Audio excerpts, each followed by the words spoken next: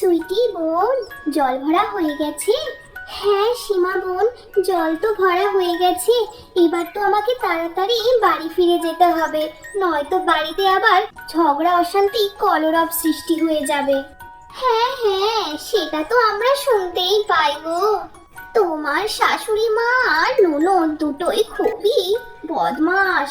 বাবারে বাবা, এতটা অত্যাচার করা কিন্তু একদম ঠিক না। তুই কিছু বলিস না কেন রে সুইটি? আমার তো সব থেকে বড় আশ্চর্য লাগে কালু দাদার উপরে, উনি তো কিছুই বলেন না যেন।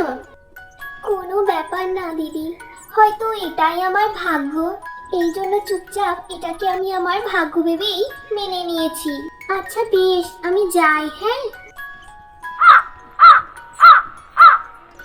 আরে আরে আরে, চলে এসেছিস? হ্যাঁ, কত দেরি লাগে রে মপুরি? এত দেরি লাগে তোর? কখন রান্না করবি আর কখনই আমরা খাবো রে?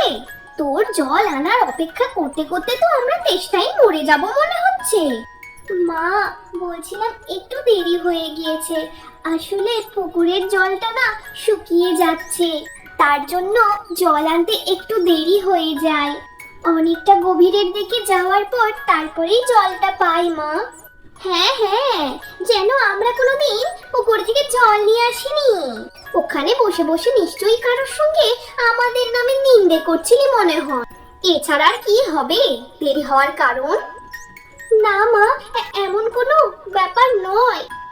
যা যা, আর বেশি বকবক করিস না তো, তাড়াতাড়ি রান্না ঘরে যা, গিয়ে তাড়াতাড়ি রান্না কর। বেশি দেরি করলে না লাঠি দিয়ে উদুম কেলিয়ে দেবো বলে দিলাম।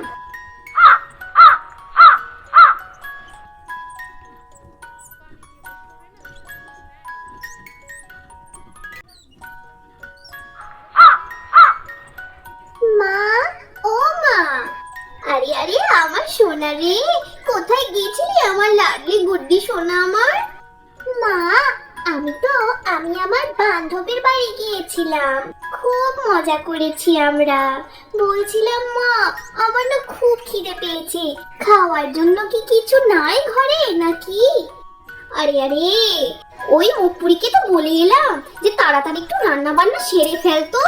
কখন বলে এসেছি, এতক্ষণে তো খাবার বানানো হয়ে যাওয়ারই কথা রে। সব সময় কাম চুরি করতে থাকবে, সব সময় কাম চুরি করতে থাকবে। আসুক আমার ছেলে কালু, তারপরে ওকে মজা দেখাবো। বেশি এড়িতেড়ি করলে না ওকে পুরো ঘর থেকে পুরো বাইরে বার করে দেব। হ্যাঁ মা, তুমি এটা ঠিকই বলেছো, এটা তো করাই উচিত। কই রে মুখপুরি, খাবার কি হয়ে গেছে? হ্যাঁ মা, খাবার হয়েই গেছে, আমি এখনই খাবার বাড়ছি মা। হ্যাঁ বার কর তো জলদি করে, খুব খিদে পেয়েছে আমার মেয়ে লাডলির। আরে বৌদি, বলছি ঘরে কি নুন ছিল না গো? হ্যাঁ, খাবারে তুমি এক ফোঁটা নুন দাও নাই? এরকম খাবার কি খাওয়া যায়?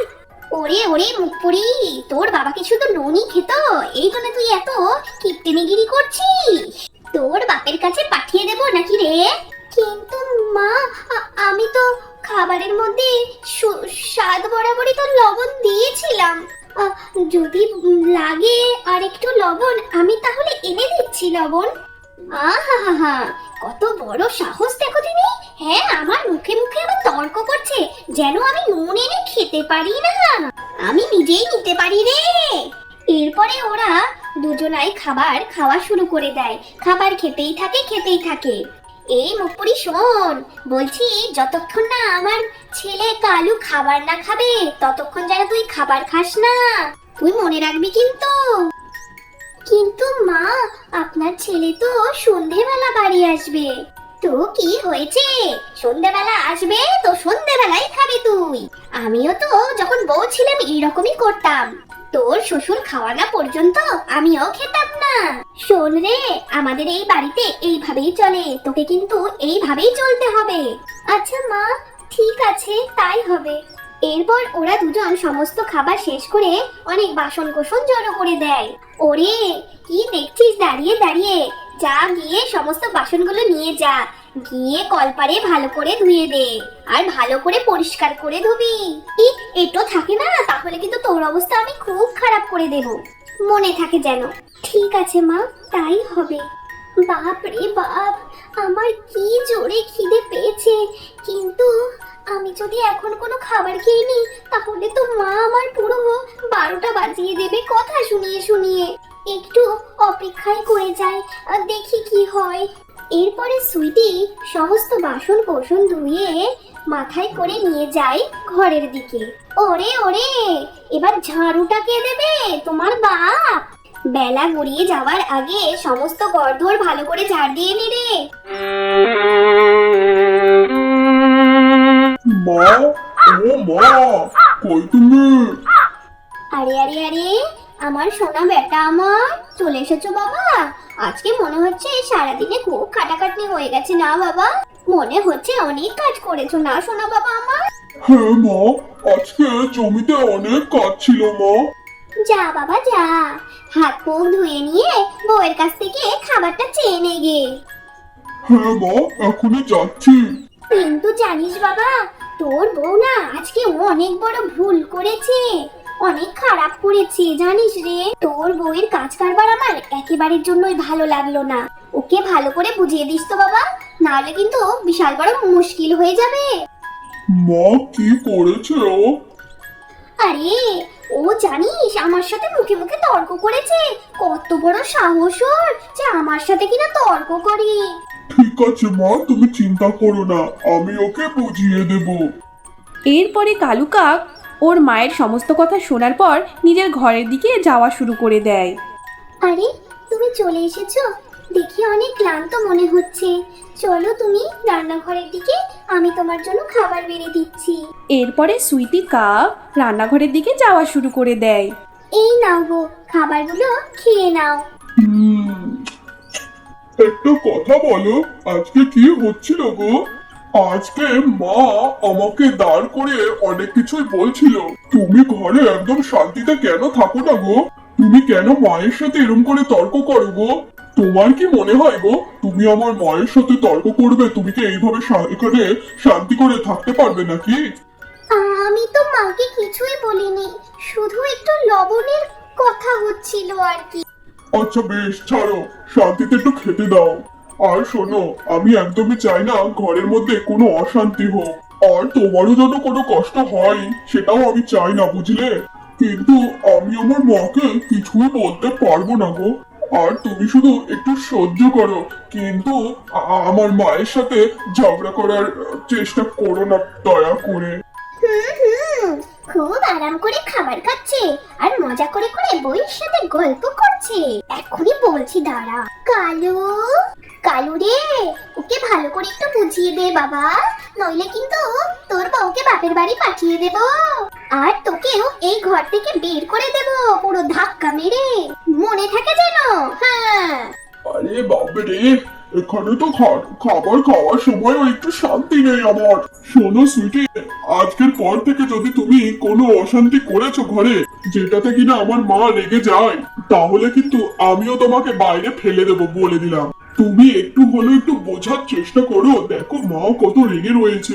আর যদি আমার সমস্ত কাজ কাম ছেড়ে যায় তাহলে তো খুব মুশকিল হয়ে যাবে। মালিক এমনিতেই বলছিল যে আমার নাকি কাজে মন আসে না। এরকম যদি হতে থাকে তাহলে মালিক তো অন্য কাউকে দেখে নেবে। যখনই ঘর আসি তো এটা এটা সেটা চিকচিক চিকচিক সব করতেই থাকে, আমার আর ভালো লাগে না। এইসবের জন্য সবসময় আমার মাথাটা বাড়ির দিকেই পড়ে থাকে। কোনো ব্যাপার না গো, তুমি আর চিন্তা করবে না, ঠিক আছে? তুমি আরাম করে খাবার খাও, আমি আর কিচ্ছু বলবো না গো। এবার যাও তো, যাও গিয়ে তাড়াতাড়ি শুয়ে পড়ো গা, দিয়ে সকাল সকাল ঘুম থেকে উঠবে, আর সকালে উঠে সমস্ত ঘরের কাজ কাম করবে। আমি কিন্তু কোনো নালিশ আর শুনতে চাই না, মনে থাকে যেন সুইটি।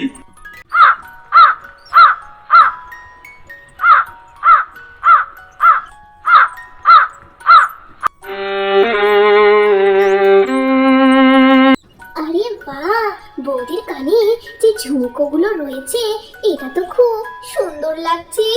এটা তো আমার কাছে থাকা উচিত। এখনই আমি আমার মাকে গিয়ে বলি গিয়ে। মা, ও মা। আরে আমার লাডলি মা, কোথায় গিয়েছিলি?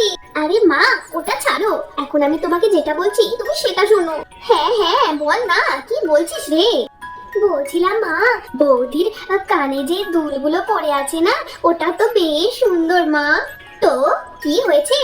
ওর বাপ তো শুধু ওই দুটো ঝুমকো কানেরই দিয়েছে, আর ওর বাবা কি আর অন্য কিছু দিয়েছে নাকি? ও মা, বলছিলাম যে আমি না ওই ঝুমকো কানের দুল দুটো নেবো মা। আমাকে যেমন তেমন করে ওই কানের দুল দুটো দিয়ে দাও না গো মা। আমার মেয়ে চাইবে আর ও পাবে না, এটা কি কখনো হতে পারে? এখনই আমি তোকে দেওয়াচ্ছি, তুই চিন্তা কেন করছিস রে আমার সোনা লাডলি মা? সুইটি, ও সুইটি, সুইটি একবার এদিকে আয় তো। হ্যাঁ মা বলো, কি হয়েছে? বলছি তোর ওই কানে যে এই ঝুমকো দুলগুলো রয়েছে না, ওটা আমার এখন চাই। এটা কিন্তু তোর ঝুমকো নয়, এটা কিন্তু এই ঘরের। তোর বাবা যত সব কিছু দিয়েছে সবকিছু এই ঘরের। না না মা, তুমি এরকম বলো না। এই ঝুমকো কানের দুল দুটো আমার মায়ের শেষ স্মৃতি। আমি চাই না মা আমি এই ঝুমকা দিতে। এই ঝুমকা যদি আমার সাথে থাকে আমার যেন মনে হয় আমার মা আমার সাথেই আছে।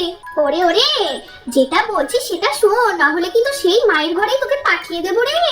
আমার দিমাগটা পুরো গরম করে দিস না, এমনিতেই কিন্তু আমার মাথাটা প্রচুর গরম হয়ে আছে তোর প্রতি। ঠিক আছে মা, এই নাও। হ্যাঁ হ্যাঁ, দে দে, এখানে দে। যা যা যা যা যা, এবার যা, চলে যা চলে যা, গিয়ে কাজ করবে যা। এই নে আমার বেটি, এই নে আমার সোনা মা লাডলি, তুই চাইলে আর তোকে দিয়ে দিলাম ঝুমকো। মা, তুমি তো এই দুনিয়ার সব থেকে ভালো মা। হ্যাঁ, সেটা তো আমি আছি রে।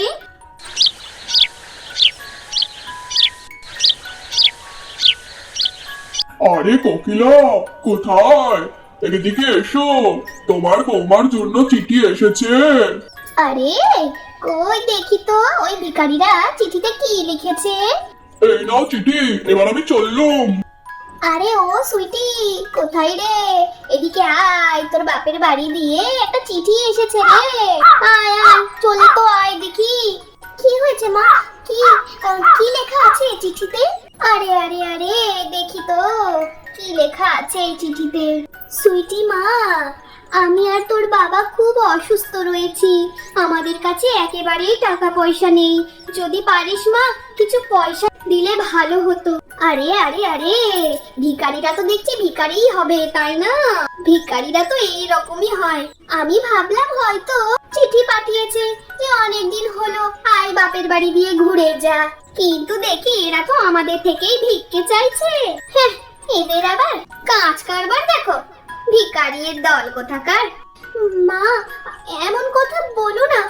তুমি কেন এরকম কথা বলছো আমার বাড়ির লোকেদেরকে নিয়ে? এটা ভালো লাগে না মা শুনতে। আমার মা বাবা যেমনই হোক না কেন, সে তো আমার নিজের বাবা মা। আর ওনারা অসুস্থ মা, ওনাদেরকে নিয়ে এইভাবে মজার পাত্র তৈরি করো না মা। এটা খুবই খারাপ কথা মা। আজকে তুমি যেটা করা উচিত নয় সেটাই আজকে করলে। ওরে ওরে ওরে, এ দেখো তো, এ আবার আমাকে আর জ্ঞান দিচ্ছে। আজকে তুই একদম খাবার পাবি না। লাডলি শোন মা, দেখবি তো আজকে যেন একটা ভাতের অন্য দানা যেন মুখে না তোলে। খুব ভালো করে খেয়াল রাখবি মা, যেন একটা দানাও না খেতে পারে। হ্যাঁ মা, আজ এ একদমই খাবার পাবে না, আমি পুরোই খেয়াল রাখবো। তুমি এই নিয়ে কোনো চিন্তা করো না মা, আজকে তুই একটা দানাও খাবি না, মনে রাখবি। তুই কিন্তু আজকে একটা দানাও খাবি না, মনে রাখিস। আরে আমার বেটা, চলে এসেছিস বাবা? চ বাবা, আজকে আমি তোকে খেতে দেব। আজ আমি তোর বউকে জানিস খেতে দিইনি। আমার মুখে মুখে তর্ক করে এর মূল্য তোকে পেতেই হবে। ওহো, আজকে আবার ঝগড়া করেছে। উফ, কোনো ব্যাপার না, চলো মা। এই নে খাবারটা নে, আর চুপি চুপি নিজের বউকে খাওয়ানোর চেষ্টা করিস না যেন। করবো না মা। বলছি শোনো না গো, আমার না খুব জোরে খিদে পেয়েছে। বলছি তুমি যদি একবার মাকে বলো তাহলে মা বুঝবে ব্যাপারটা। একবার বলো না গো, আমার খুব খিদে লেগেছে। সুইটি, আমি কিছু বলতে পারবো না, তুমি আমার মাথাটা চেটো না তো। তোমার কি দরকার ছিল বলো তো মায়ের সঙ্গে এইভাবে লড়াই করার? আমি তোমাকে প্রথমেই বলেছিলাম মায়ের সাথে কোনো লড়াই করবে না, এখন তুমি ভোগো। তুমি নিজে এই ঝগড়াটা শুরু করেছো, তুমি এখন এর মাঝে আমাকে টানাটানি করবে না। তোমরা তোমাদের দুজনের ব্যাপার, তোমরাই বুঝে নাও, আমাকে আর মাঝখানে টেনো না তো। আমাকে এখন শুতে দাও তো, আমি নিজের খাবারটা খেয়ে নিয়েছি, এখন আমি আরাম করে একটু শোবো। এটা আবার কেমন কথা গো? আমার উপরে তোমার একটু ধ্যান থাকবে না? এইরকম করে আরও বেশ কিছুদিন সুইটির খাওয়া দাওয়া পুরো বন্ধ করে রেখে দেয় ওর শাশুড়ি মা। এর পরের দিন জল আনতে গিয়ে ওর মাথা থেকে জলটা পুরো নিচে পড়ে যায় আর কলসিটা পুরো ভেঙে যায়। আরে আরে মুখপুরি, এটা তুই কি করলি? যা এখান থেকে, চলে যা তো, চলে যা। কি অবস্থা করে দিল, আমার সর্বনাশ করে দিল। এখানে তো যদি আমি এইভাবেই থাকি তাহলে তো আমি মরেই যাব। আমি আর এখানে এক মুহূর্ত থাকতে চাই না। আমি এখনই চলে যাব এখান থেকে। ওর তো আমার একটুর জন্য আমার প্রতি কোনো দয়া মায়া নেই। আমি এখান থেকে চলে যাই।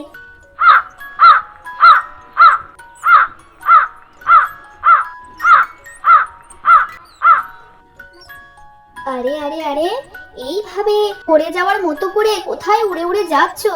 তোমাকে দেখে তো মনে হচ্ছে তুমি কয়েকদিন ধরে খাওয়া দাওয়া ছেড়ে পুরো ক্ষুধার্ত অবস্থায় রয়েছো।